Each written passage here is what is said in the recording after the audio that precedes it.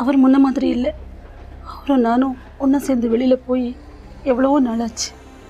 அந்த வாழ் வெட்டினதுனால தான் இன்றைக்கி அவரோட ஒன்றா சேர்ந்து இங்கே வர முடிஞ்சது. வாழா? ஆமாம்மா, அதை ஏமா கேட்குறேன். வீட்டில் நல்ல பெருசாக ஒரு வாழ் வச்சுருக்காரு. அந்த காலத்தில் ராஜாலாம் வச்சுருப்பாங்கள்ல, அதே மாதிரி. அது யார் கையில் எடுத்தாலும் வெட்டிடுது.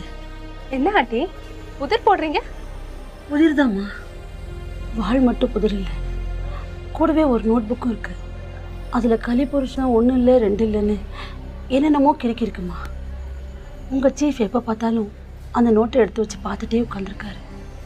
தூங்குறதில்ல, சாப்பிட்றதில்ல, ரிமைண்ட் பண்ணலன்னா குடிக்கிறது கூட இல்லைம்மா. ஆண்டி அழாதீங்க.